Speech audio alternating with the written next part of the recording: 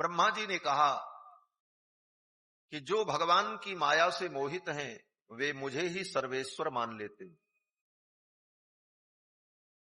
इसका मतलब ब्रह्मा जी कह रहे हैं कि भगवान को छोड़कर अगर किसी ने किसी को सर्वेश्वर मान लिया, इसका मतलब है कि वो माया के चक्कर में पड़ा है। स्पष्ट है, भगवान ही सर्वेश्वर है। ब्रह्मा जी कहते हैं कि यन्मायया दुर्जयया माम ब्रुवन्ति जगद्गुरुम, भगवान की माया से मोहित व्यक्ति मुझे ही जगत का नियामक मान करके मेरी ही भक्ति में लग जाता है। ये ब्रह्मा जी किधर संकेत कर रहे हैं? बोले हिरण्यकश्यपु, हिरण्याक्ष, रावण, इन सब ने किसकी आराधना की? भगवान की आराधना नहीं। हिरण्यकश्यपु ने ब्रह्मा जी की भक्ति की। ब्रह्मा जी सबसे बड़े, इनकी भक्ति हम करें। क्यों? हिरण्यकश्यपु को समझ में नहीं आया कि भगवान की भक्ति करनी चाहिए। तो ब्रह्मा जी वही उत्तर दे रहे हैं कि भगवान की माया से मोहित था, इसलिए हमको ही सर्वस्व समझ करके मेरा भजन करने लगा। और 10,000 वर्ष तक हिरण्यकश्यपु ने ब्रह्मा जी की आराधना की। सतेपे मंदर द्रोण्याम तप परम दारुणम ऊर्ध्वबाहु नभो दृष्टि पादांगुष्ठाश्रितावनी। 10,000 वर्षों तक उसने ब्रह्मा जी की आराधना की और उसका फल क्या मिला? बोले माया तो पहले से घेर रखी थी और उस माया के कारण बुद्धि भी विचलित हुई, तो यही मांगा कि हम अमर हो जाएं, और अमर भी न हो सका, अंत में उसे मरना भी पड़ा। सब 10,000 वर्ष की तपस्या का कोई परिणाम नहीं हुआ। अंत में भगवान की कृपा से ही उसे मुक्ति की प्राप्ति हुई। तो मोक्ष देने वाले, बंधन से निवृत्त करने वाले तो भगवान ही है। लिखा है कि मोक्षमिक्षेत जनार्दनात्, अगर मोक्ष चाहिए तो भगवान जनार्दन की आराधना करो, राम जी की आराधना करो, कृष्ण की आराधना करो।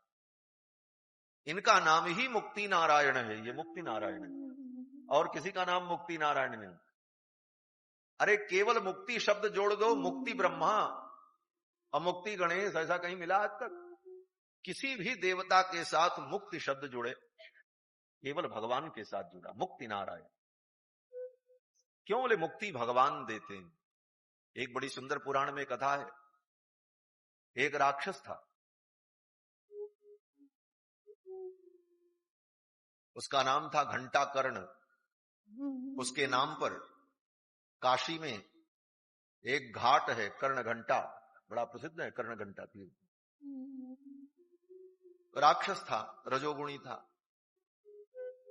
कहीं से किसी जन्म के संस्कार से उसके मन में यह भाव आया कि मैं मुक्ति को प्राप्त करूं, मुझे मोक्ष मिल जाए, संसार के आवागमन से मैं मुक्त हो जाऊं। मुक्ति की इच्छा तो हुई, लेकिन किसकी आराधना करें तो मुक्ति मिले, इस पर विचार नहीं किया और काशी में रहकर भगवान शिव की आराधना करने लगा। हजारों वर्ष तक उसने आराधना की। भगवान शंकर प्रसन्न हो गए। इतना अनन्य भक्त भगवान शंकर का था कि उसने अपने कान में घंटा लटका रखा था। कुंडल के जगह पे बड़े बड़े घंटे कान में, एक इधर एक इधर। क्यों? बोले किसी दूसरे देवता का वो नाम नहीं सुनना चाहता। भगवान शंकर के अलावा हम किसी का नाम नहीं सुनेंगे। हाँ, जैसे वैष्णव अपने भगवान के प्रति अनन्य होते हैं। गोस्वामी जी कहते हैं ना, रोकिहो नयन बिलोकत और ही शीश ईश ही नहीं हो। इन आंखों से हम किसी को अब नहीं देखेंगे, अपने ठाकुर को देखें। श्रवणन और कथा नहीं सुनी हो, रसना और न गई हो, जानकी जीवन की बलि जई हो। ये अनन्य निष्ठा, तो उसकी भी अपने आराध्य में अनन्य निष्ठा होनी भी चाहिए। अपने आराध्य और इष्ट में अनन्य निष्ठा हो, अच्छी बात। कान में घंटा लटकाए रहता, किसी दूसरे देवता का नाम कान में न जाए। कोई राम राम करे, कोई शिव शिव करे, कोई विष्णु विष्णु करे, वो अपना कान ऐसे हिला दे, घंटा बजे वो आवाज सुनाई नहीं पड़ी। उसकी साधना से भगवान शंकर बड़े प्रसन्न हुए, प्रकट हो गए, बोले वरदान मांगो। उसने कहा महाराज हमको मुक्ति मिल जाए, हम संसार बंधन से मुक्त हो जाए। तो भगवान शंकर ने मुस्कुराते हुए कहा कि और कुछ मांगना है मांग लो, संसार का भोग मांगो, ऐश्वर्य मांग लो, मैं मुक्ति नहीं दे सकता। बोले क्यों? बोले मुक्ति देने का अधिकार तो केवल भगवान श्री हरि का, उनकी कृपा से मुक्ति प्राप्त हो। इसीलिए भगवान शंकर ने सबको वरदान दिया, किसी को अमरत्व का वरदान, किसी को किसी चीज का वरदान, यहां तक कि किसी के सिर पे हाथ रख दो भस्म हो जाए, ये सब वरदान दिया। लेकिन मुक्ति का वरदान भोले बाबा नहीं देते। कारण बोले जो एक और बात है, बड़ी सूक्ष्म बात, भगवान अपने भक्तों को संपत्ति नहीं देते, और भगवान शंकर बोले भगवान शंकर मुक्ति नहीं देते। कारण बोले जो वस्तु जिसकी भोग्य होती है वो वस्तु व्यक्ति दूसरे को नहीं देना चाहता। लक्ष्मी ये भगवान की भोग्या, इसलिए भगवान लक्ष्मी नहीं देते अपने भक्तों, सब कुछ देते हैं। इसीलिए भगवान के भक्त अक्सर विपन्न और दीनहीन पाए जाते हैं, क्योंकि भगवान नहीं देते। भगवान कहते हैं ये तो बंधन का कारण बनेगा, इसलिए भक्त को नहीं देते। और भोले बाबा स्वयं मुक्ति सुख का अनुभव करते हैं, इसलिए अपने उस सुख को किसी को, बाकी संसार मांगो सब दे देते हैं। ऐसा हमारे आचार्यों ने अनुभव किया, चिंतन किया है। तो भगवान ने कहा कि अगर मुक्ति चाहिए तो भगवान हरि की आराधना करो। बोले कहां आराधना करें? भगवान शंकर ने कहा बद्रीनाथ धाम चले जाओ, और वहां भगवान बद्री विशाल हैं, उनकी भक्ति करो। भगवान शंकर की बात मान करके उसने जा करके फिर बद्रीनाथ धाम में भगवान बद्री नारायण की जब उपासना की तो भगवान प्रसन्न हुए और उसे मोक्ष की प्राप्ति हुई, तब उसे मुक्ति की प्राप्ति हुई। आज भी बद्रीनाथ धाम में घंटाकर्ण की पूजा होती। बद्रीनाथ धाम में जाओ तो परिक्रमा में घंटाकर्ण का मंदिर बना हुआ, अर्थात मुक्ति भगवान की कृपा से प्राप्त है। मोक्ष भगवान प्रदान करते हैं। तो ब्रह्मा जी कहते हैं कि यन मायया दुर्जया माम ब्रुवंति जगद्गुरुम, जो भगवान की माया से मोहित हो जाते हैं वो मुझे ही सर्वेश्वर मान करके मेरी भक्ति में लग जाते हैं। भगवान की माया बड़ी कठिन है। स्वयं गीता में भगवान कहते हैं कि दैवी हेषा गुणमयी मम माया दुरत्यया, ये मेरी माया बड़ी दुरत्या है, बड़ी कठिन है। भक्तों ने पूछा जब आपकी माया इतनी कठिन है और आप ही बता रहे हो, तो फिर कृपा करके आप ये भी बता दो कि इस माया से बचने का उपाय क्या है? क्यों? बोले जिसको ताला बंद करना आता है उसको ताला खोलना भी आता। जो ही बांधे सोई छोरे, कहते ना कि जो बांधेगा वही खोलेगा। तो भक्तों ने कहा महाराज मुक्ति का उपाय क्या है? तो भगवान ने कहा कि मामेव ये प्रपद्यन्ते माया में ताम तरन्ति ते, मामेव ये प्रपद्यन्ते, जो मेरी शरणागति कर लेंगे, माम प्रपद्यन्ते मायाम एताम तरन्ति ते, वो इस माया को पार कर जाते। नहीं तो ये माया, बोले ये माया ब्रह्मा शंकर को भी नहीं छोड़ती। गोस्वामी तुलसीदास जी कहते हैं शिव बिरंच कह मोह ही को है बपुरा। ब्रह्मा शंकर भी उस माया से नहीं बचते, और ये सारे जग को नचा रही है महाराज। ब्रह्मा जी ने देवर्षि नारद को भगवान के अनेक अवतारों का संक्षिप्त वर्णन करके सुनाया। सुखदेव जी महाराज कहते हैं राजन, सृष्टि के प्रारंभ में ये धरती जब जल में डूबी हुई थी तो भगवान ने बराह अवतार लेकर के इस पृथ्वी का उद्धार किया, और उसी उद्धार के क्रम में भगवान ने हिरण्याक्ष नाम के असुर का वध किया। ये हिरण्याक्ष असुर कौन था? कहते हैं कि एक बार वैकुंठ में भगवती महालक्ष्मी ने भगवान से कहा, हे नाथ, आपकी कोमलता का तो मैंने अनुभव किया, लेकिन आपकी कठोरता का मुझे अनुभव नहीं। भगवान अत्यंत कोमल भी हैं और भगवान अत्यंत कठोर भी हैं। बोले जो कोमल होता है वो कठोर नहीं होता, और जो कठोर होता है वो कोमल नहीं होता। परस्पर विरुद्ध गुण। लेकिन जहां पर परस्पर विरुद्ध गुण एक ही काल में एक ही समय पर उपस्थित हो, वही परमात्मा होता है। ये परमात्मा का एक लक्षण भी है, विरुद्ध गुणाश्रयत्वम। जो विरुद्ध गुण का आश्रय होता है वो परमात्मा। इसलिए भगवान अज्ञ भी हैं और सर्वज्ञ भी हैं। भगवान सब कुछ जानते हैं और भगवान कुछ नहीं जानते, ये दोनों नाम आते हैं। भगवान अणु भी हैं और भगवान महान भी। जो अणु होगा वो महान नहीं होगा, जो महान होगा वो अणु नहीं होगा। भगवान निर्गुण भी हैं और भगवान सगुण भी हैं। जो सगुण होगा वो निर्गुण नहीं होगा, जो निर्गुण होगा वो सगुण नहीं होगा, लेकिन भगवान दोनों। ये सब बातें क्यों कही गई? इसीलिए कही गई कि परस्पर विरुद्ध गुण जो है, एक ही में एक ही वस्तु में परस्पर विरुद्ध गुण विद्यमान हो, उसको ब्रह्म कहते हैं। अणोर अणियान महतो महीयान। परस्पर विरुद्ध गुण का उदाहरण नरसिंह भगवान की कथा देख लो। जो सिंह होगा वो नर नहीं होगा, जो नर होगा वो सिंह नहीं होगा। दोनों परस्पर विरोधी हैं, लेकिन दोनों धर्म जिसमें विद्यमान हो वो कौन? बोले नरसिंह। परस्पर विरुद्ध गुण का जो आश्रयभूत तत्व होता है उसे भगवान के वो परमात्मा। अब तो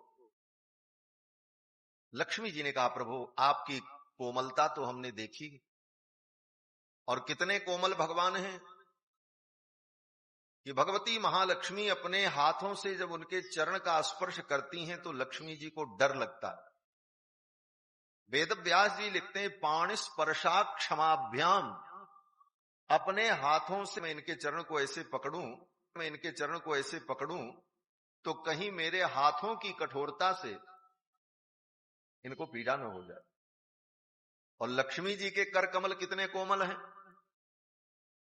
अब उसकी बात अगर कहें तो बात बहुत बड़ी हो जाएगी, लेकिन बड़ी रसमयी वार्ता है। लक्ष्मी जी कितनी कोमल हैं। हमारे आचार्य वर्णन करते हैं कि वैकुंठ में जब लक्ष्मी जी चलती हैं, चरण विन्यास करती हैं, तो भक्त लोग कमल की पराग का पावड़ा बिछाते हैं। मखमल का पावड़ा नहीं, कमल की पराग का।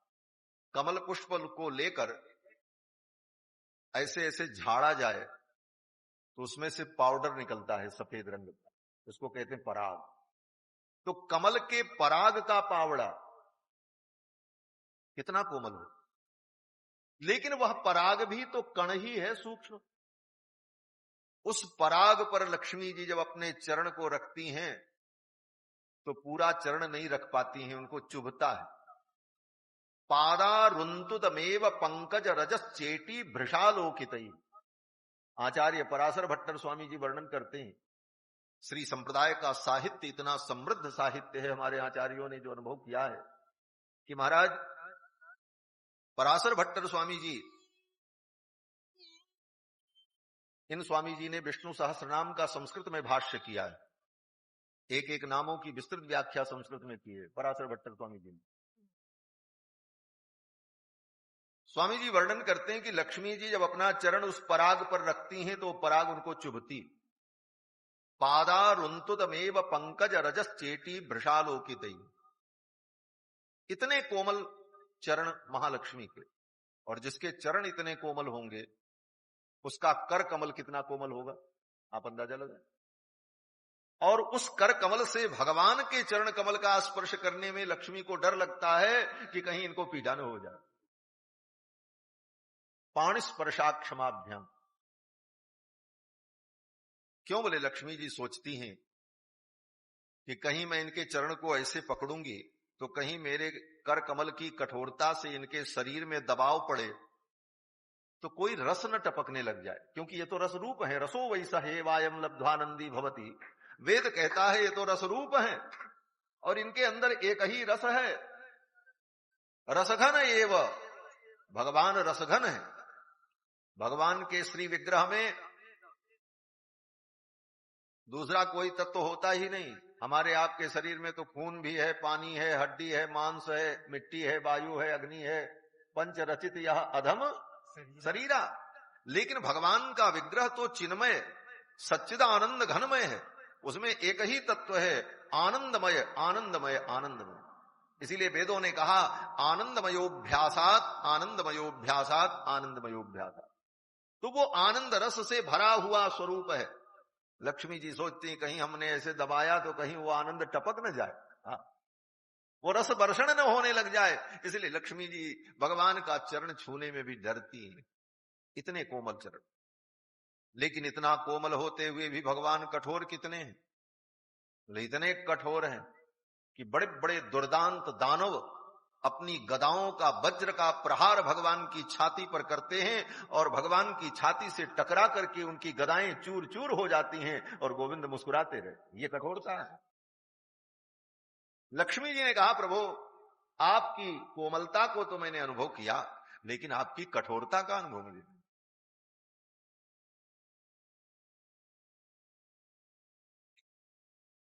वज्रादपि कठोराणी मृदूनि कुसुमादपि, कुसुम से भी ज्यादा मृदु हैं और वज्र से भी ज्यादा कठोर। लक्ष्मी जी ने कहा कोमलता तो आपकी हमने अनुभव की, प्रभु आपकी कठोरता भी मैं एक बार देखना चाहती। भगवान ने कहा अच्छा। भगवान ने अपने सेवक को बुलाया, जय और विजय को, बोले इधर आओ। दोनों द्वारपाल आए, बोले क्या आज्ञा है। भगवान ने कहा मेरे सेवक हो। जय विजय ने कहा हाँ प्रभु निस्संदेह हम आपके सेवक हैं, आज्ञाकारी। बोले सेवक का धर्म क्या है। जय विजय ने कहा आज्ञा गुरुणाम अविचारणीय, अपने स्वामी की आज्ञा पर विचार किए बिना उसका पालन करना यही सेवक का धर्म है। आज्ञा सम न सुसाहिब सेवा, आज्ञा से बढ़ के कोई सेवा नहीं होती। मातु पिता और प्रभु की वाणी बिनहि विचार करिए सुविचार, ये सेवक का धर्म है। भगवान ने कहा तो ठीक है, तो मेरी आज्ञा का पालन करोगे। जय विजय ने कहा प्रभु आप आज्ञा करें। भगवान ने कहा भगवती महालक्ष्मी आज मेरी कठोरता देखना चाहती, तुम अपनी गदा से पूरी शक्ति के साथ मेरे वक्षस्थल पर प्रहार करो। आज भगवती महालक्ष्मी मेरी कठोरता देखना चाहती। भगवान ने ये आज्ञा जय विजय को दी।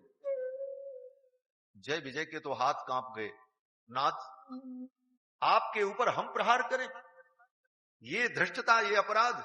भगवान ने कहा मेरी यही आज्ञा है, तुमने तो कहा था कि आज्ञा पालन परम धर्म है। जय विजय ने कहा प्रभु इस आज्ञा का पालन तो मैं नहीं कर सकता। भगवान ने कहा तो कोई बात नहीं, जाओ जहां तुम्हारी सेवा है वहां सेवा करो।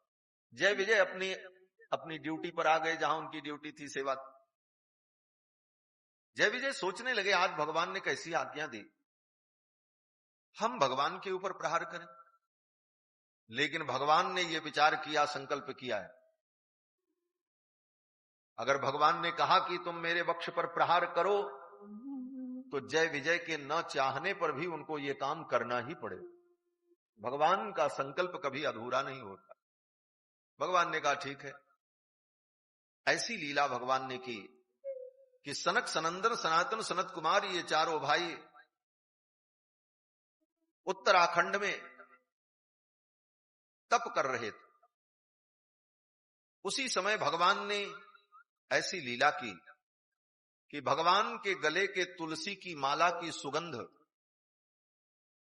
कल चर्चा आई थी, जो सुगंध भीष्म पितामह की नासिका में गई, वह ब्रह्मगंध, वनमाला की सुगंध भगवान के संकल्प से वैकुंठ से चली और अनेक लोकों का अतिक्रमण करते हुए भगवान के श्री अंग की वो दिव्य गंध उत्तराखंड में पहुंची, जहां सनकादिक तप कर रहे थे।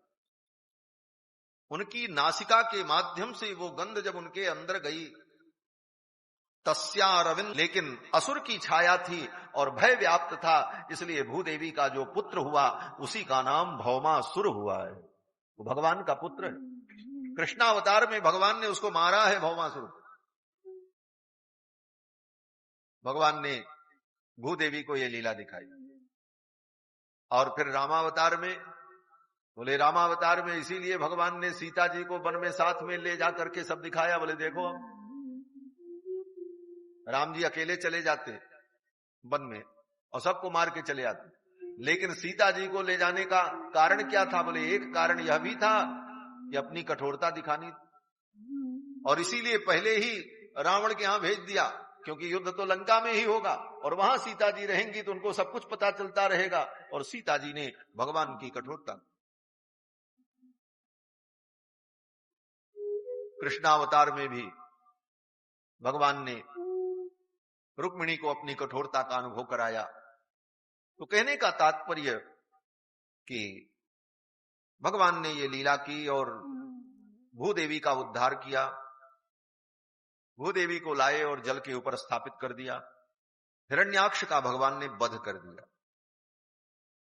एक थप्पड़ मारी भगवान ने उसे। करेण कर्ण मूलेहन यथा त्वाष्ट्रम मरुत्पति, उसके कनपटे पर भगवान ने एक थप्पड़ मारा। करेण कर्ण मूले हन, बोले कौन सा अस्त्र था महाराज, एक थप्पड़ में ही सिर अलग हो गया? बोले ये विद्या बड़ी विलक्षण विद्या है। इसी विद्या का एक विकृत रूप आज भी है, जिसको लोग कहते हैं कराटे, जूडो कराटे। ये भगवान की विद्या है। कर से ही भगवान ने उसको मार दिया। करेण कर्ण मूले हन, किसी शस्त्र की जरूरत नहीं, हाथ पैर से ही शत्रु को मार डाले, ये विद्या। उसका धड़ सिर टूट गया, चक्कर खा करके गिरा और मर गया। फिर तो भगवान की स्तुति की देवताओं ने। नमो नमस्ते खिल यज्ञ तंतवे स्थितौ गृहीतामल सत्वमूर्तये। देवताओं ने आकर के भगवान वराह की स्तुति की। हे भगवान, आप यज्ञ का विस्तार करने वाले। वराह भगवान का एक नाम है, यज्ञ पुरुष। भगवान वराह यज्ञ का विस्तार करते। देवताओं ने स्तुति की, नमो नमस्ते खिल यज्ञ तंतवे, आप यज्ञ का तन्वन करते हैं। तन्वन माने विस्तार। यज्ञ का विस्तार कैसे होगा? बोले जब यज्ञ होगा। और यज्ञ कहां होगा? बोले जब धरती रहेगी तब ना यज्ञ होगा। इसीलिए भगवान यज्ञ करने के लिए धरती को, डूबी हुई धरती को ला करके ऊपर स्थापित किया। अब ऋषि मुनि लोग इस धरती पर यज्ञ करें, यज्ञ का विस्तार करते हैं भगवान। देवताओं ने भगवान की स्तुति की। फिर तो भगवान अंतर्धान हो गए और फिर धरती पर स्वयंभू मनु और शत्रुपा ने ब्रह्मावर्त में अपनी राजधानी बनाई। गंगा और जमुना के मध्य का भूभाग ब्रह्मावर्त, वहां पर राजधानी बनाई। और श्री मनु जी महाराज की 5 संतानें हुई, 3 बेटियां और 2 पुत्र। बेटियों का नाम आकूति, देवहूति, प्रसूति और पुत्र का नाम प्रियव्रत और उत्तानपाद। श्री मनु जी महाराज की बेटियों के कुल में भगवान का अवतार हुआ। इनकी बेटी देवहूति, उनके पुत्र बनकर के भगवान कपिल प्रकट हुए। उस समय ब्रह्मा जी की छाया से उत्पन्न एक प्रजापति थे जिनका नाम कर्दम था। महर्षि कर्दम ने सरस्वती नदी के तट पर 10,000 वर्ष तक तप किया, भगवान की आराधना। किस लिए? कि भगवान प्रसन्न हो जाए तो मैं भगवान से वरदान मांगू। और क्या वरदान मांगा? बोले 10,000 वर्ष तप किया, भगवान प्रसन्न हो गए। भगवान ने कहा वरदान मांगो। आ गए भगवान। तो महर्षि कर्दम ने कहा प्रभो तथा सचाहम परिबोधु कामः। हे भगवान, मैं विवाह करना चाहता हूं, आप आशीर्वाद दो हमारा विवाह हो जाए। लेकिन कैसी स्त्री से? बोले समान शीलाम गृह में धेनुम, जो मेरे समान गुण धर्म वाली हो, मेरे अनुकूल हो, मैं जैसा कहूं वैसा करे, मेरे धर्म कार्य में वो सहयोग करे। गृह मेध धेनुम, गृह मेध माने गृहस्थ में रहकर जो धर्म किया जाता है उसको कहते हैं गृहमेध। जैसे अश्वमेध, पुरुषमेध ये यज्ञ है, उसी प्रकार गृहस्थ जीवन में रहकर जो धर्म किया जाता है उसको कहते हैं गृहमेध। तो गृहमेध कैसे हो? महर्षि कर्दम ने कहा कि मुझे ऐसी पत्नी मिले जो कामधेनु के समान हो। जैसे कामधेनु हर कामना को पूर्ण कर देती है, उसी प्रकार मेरी पत्नी ऐसी हो कि मैं जो यज्ञ करूं, पूजा करूं, मेरी उन इच्छाओं में, मेरे उन कार्य में वो सहयोगिनी बन जाए, मेरी इच्छा के अनुकूल।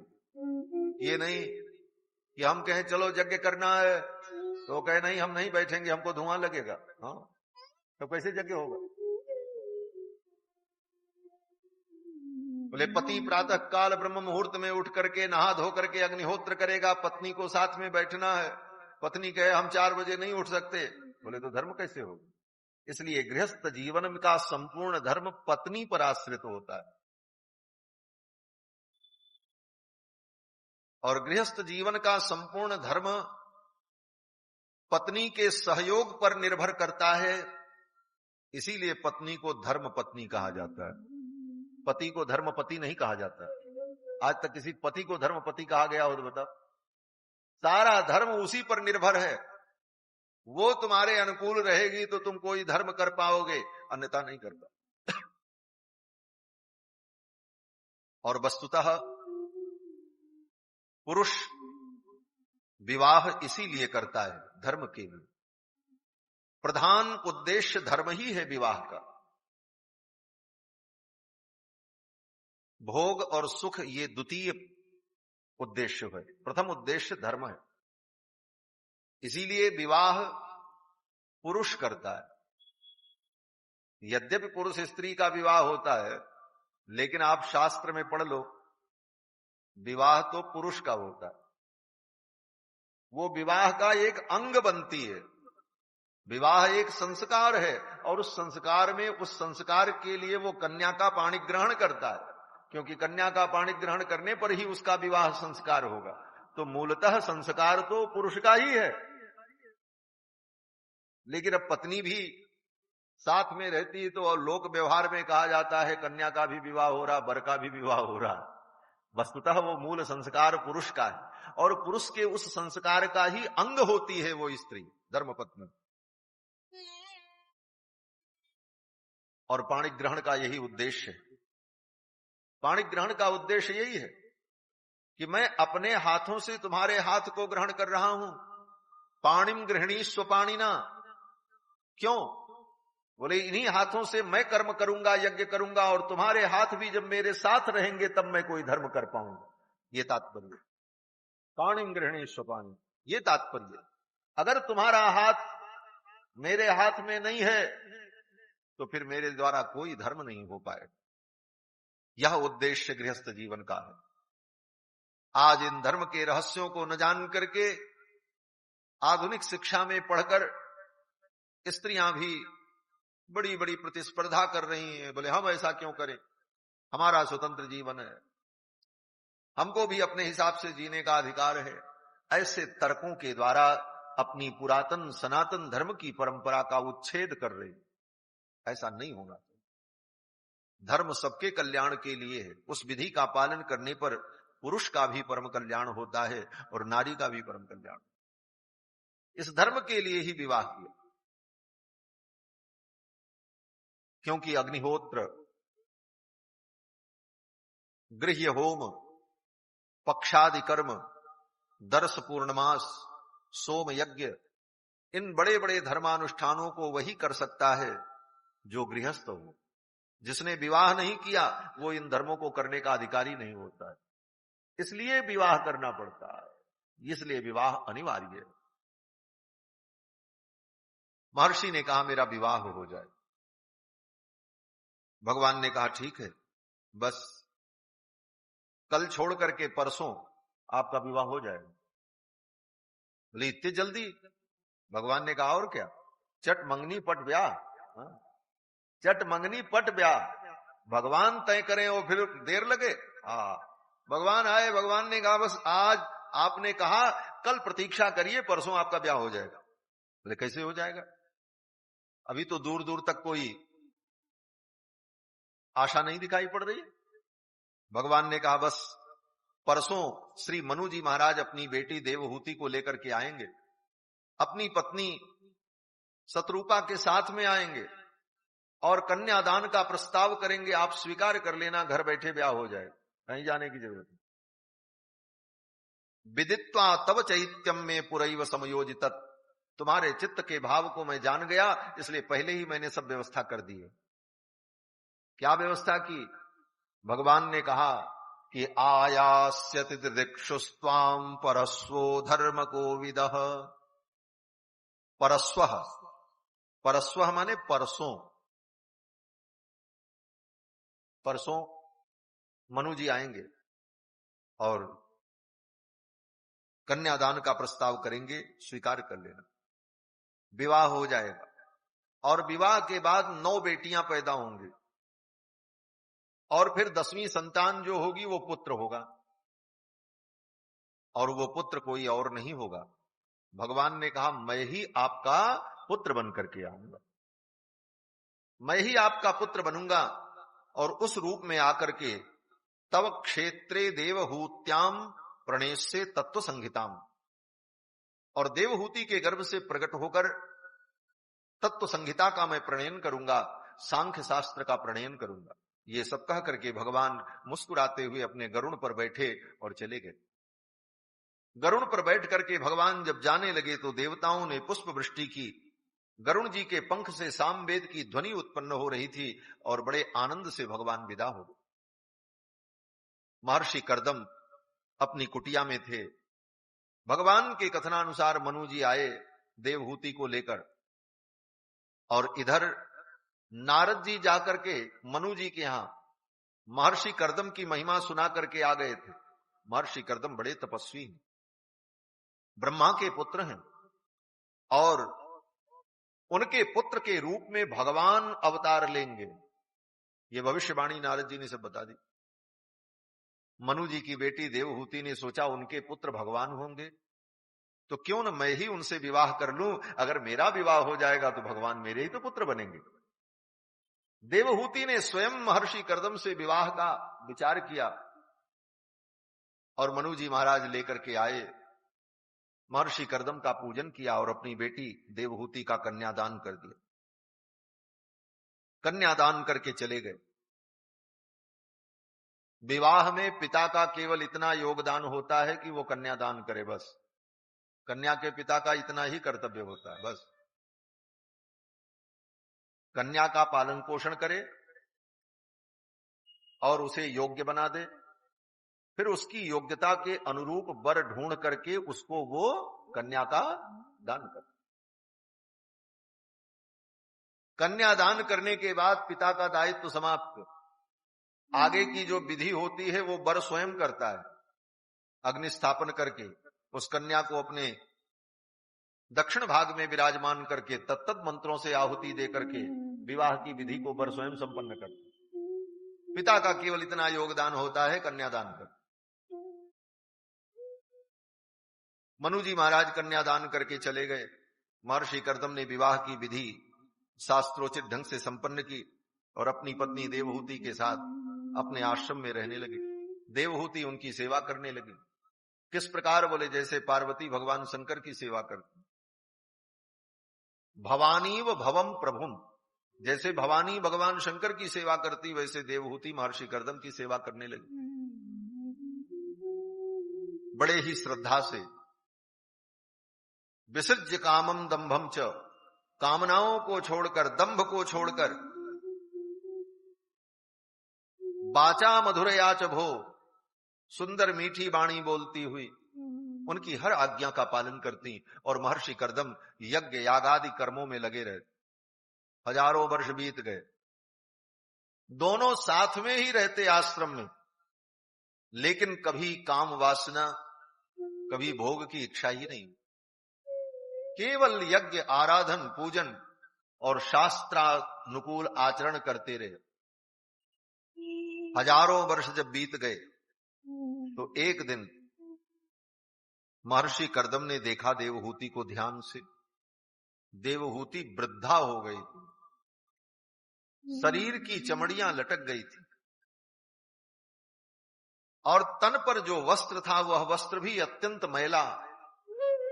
क्यों? जंगल में कोई साधन तो था नहीं, पवित्र था लेकिन स्वच्छ नहीं था।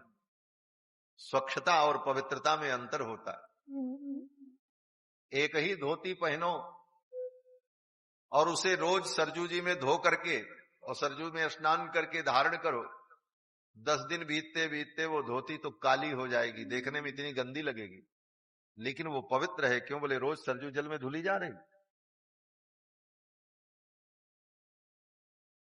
और धोबी के यहां का धुला हुआ कपड़ा चमकता हुआ, लॉन्ड्री में धुल करके आया हुआ, देखने में स्वच्छ होगा लेकिन वो पवित्र नहीं। पवित्रता और स्वच्छता में महान अंतर है। आज का प्राणी पवित्रता नहीं समझता, स्वच्छता समझता है। और जो कुछ समझते भी हैं वो लोग दोनों को एक समझ लेते हैं। ये और भी बड़ी विडंबना, पवित्रता और स्वच्छता को एक समझ लेते हैं।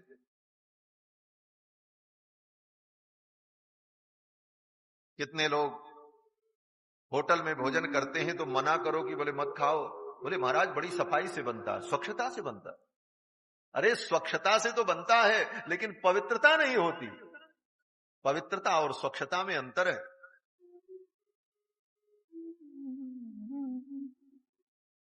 कोई व्यक्ति बड़ी स्वच्छता से कुछ निर्माण कर दे लेकिन वो स्वयं अपवित्र है तो उसके द्वारा बनाई गई वो वस्तु पवित्र नहीं।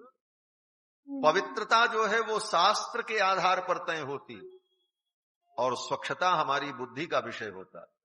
स्वच्छता हम अपनी बुद्धि से करते हैं। जो हमें स्वच्छ लगता है, अच्छा लगता है, उसे हम स्वच्छ मान लेते हैं। लेकिन पवित्रता, बोले पवित्रता शास्त्र के आधार पर होती। जैसे आजकल लोगों के घर में चीनी मिट्टी के बर्तन होते हैं ना, बोन चाइना प्लेट, उसी में नाश्ता दिया, उसी में चाय दिया, वो सब यूज करते हैं, उसी में भोजन भी करते हैं।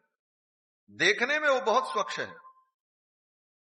आप उसे एक बार विम पाउडर सर्फ लगा करके साफ कर दें, चमक जाएगा, स्वच्छ तो हो गया। आपको लगेगा कि ये स्वच्छ है, देखने वाले भी कहेंगे वाह बहुत स्वच्छ है, साफ है, लेकिन शास्त्र कहता है वो स्वच्छ तो है लेकिन पवित्र नहीं है। क्यों? बोले मिट्टी का बर्तन, मिट्टी का बर्तन एक बार जूठा हो जाने के बाद वो शुद्ध नहीं होता। इसीलिए कहते हैं मिट्टी की हंडी चूल्हे पर एक बार चढ़ती है, दोबारा नहीं चढ़ती। मिट्टी का बर्तन एक बार जूठा हो जाए तो फिर वो टूट करके मिट्टी में मिल जाए और फिर वो दूसरे रूप में बने तब शुद्ध होगा। और वही चीनी मिट्टी के बर्तन, बोन चाइना, कहते हैं उसमें तो पशुओं की हड्डी का केमिकल जो होता है उसका ऊपर से पॉलिश होता है। देखने में बड़ा साफ है लेकिन वो पशु की हड्डियों से पॉलिश किया गया है चमक के लिए, और उसी से चाय पी रहे हैं, उसी में भोजन कर रहे हैं। पता नहीं किस पशु की हड्डी से वो पॉलिश हुआ है, गाय का है कि भैंस का है कि घोड़े का है पता ही नहीं, और कह रहे हैं हम बड़े स्वच्छ हैं। ये स्वच्छता नहीं है। पवित्रता शास्त्र सम्मत होती, शास्त्र जो कहेगा वो पवित्र। कई बार हम लोगों के साथ भी होता है, किसी के घर जाओ, लोग नहीं जानते हैं तो वैसे ही प्लेट में सजा करके कोई वस्तु लेकर के आते हैं, तो फिर कहना पड़ता हटाओ ये सब। बोले महाराज दूसरे प्लेट में कर दें। बोले दूसरे प्लेट में भी करने लायक अब वो नहीं रहा, उसमें गया तो अब इस वस्तु को फेंको और शुद्ध धातु के पात्र में, और नई पात्र है तो पत्तल में कोई वस्तु ग्रहण कर।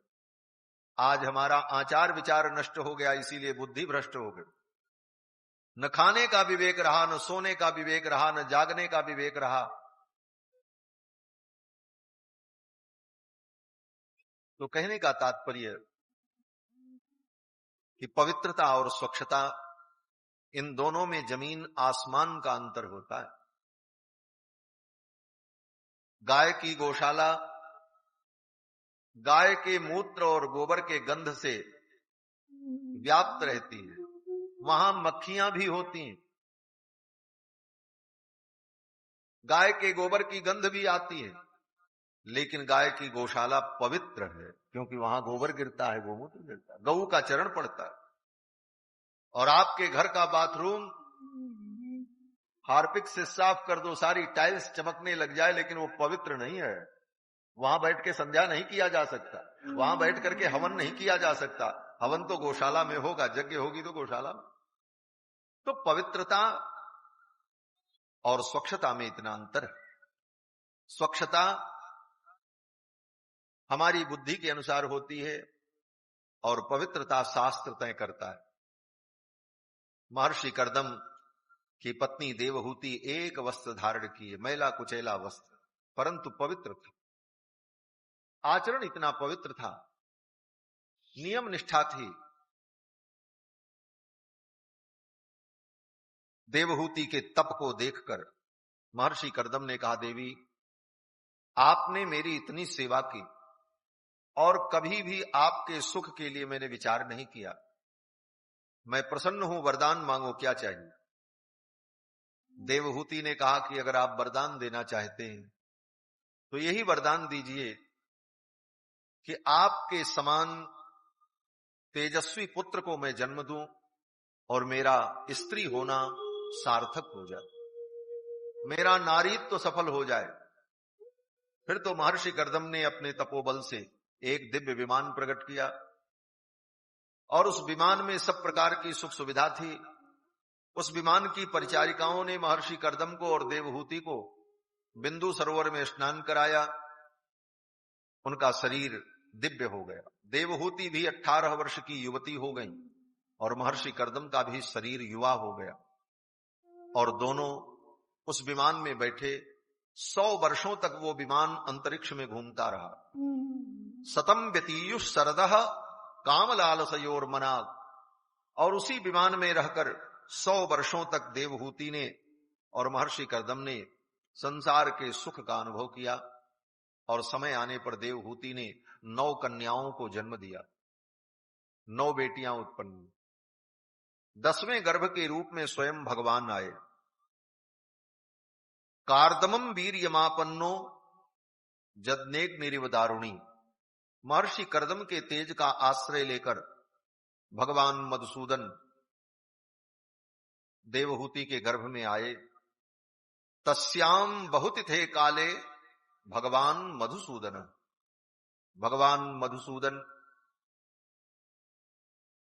गर्भ में आए और 10 महीना व्यतीत होने पर देवहूति ने सुंदर पुत्र को जन्म दिया। भगवान ही पुत्र बनकर के प्रकट हुए और इनका नाम हुआ है कपिल। बोलो श्री कपिल भगवान की जय। अवादयस्तत्र व्योमनी वादित्राणि घना घना। देवताओं ने बाजे बजाए, पुष्प वृष्टि की। उसी समय ब्रह्मा जी आए और ब्रह्मा जी ने भगवान की स्तुति की, भगवान का दर्शन किया, कपिल भगवान का। महर्षि कर्दम ने सोचा अब मैं तपस्या करने जाऊं। देवहूति ने कहा आप तो तपस्या करने जाओगे, ये 9 बेटियां हैं, इनका विवाह कैसे होगा? आप इनका विवाह कर दो, फिर आप जाओ, मैं आपको नहीं रोकूंगी। महर्षि कर्दम ने सोचा अब इन 9 बेटियों का विवाह मैं कैसे करूं?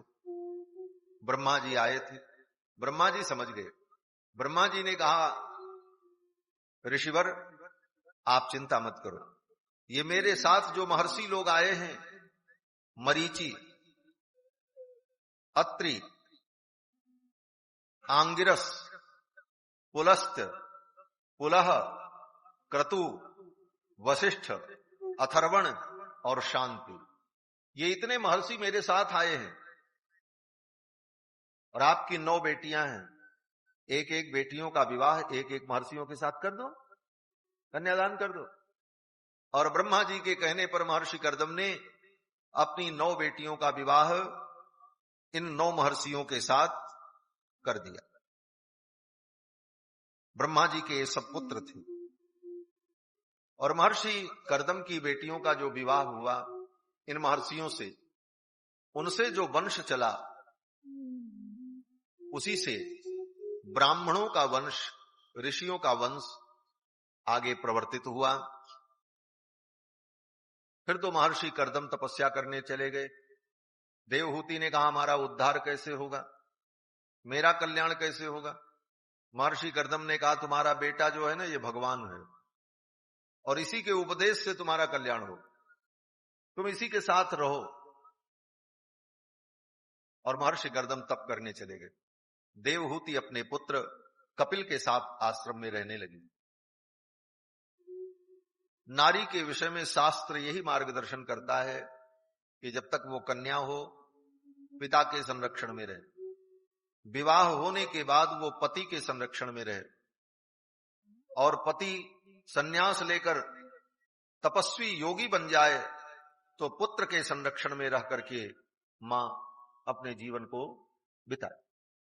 नई स्त्री स्वातंत्र मरहती, स्त्री को कभी स्वतंत्र नहीं रहना चाहिए। कारण बोले स्वतंत्र रहने पर उसके ऊपर विपत्तियां आ सकती हैं।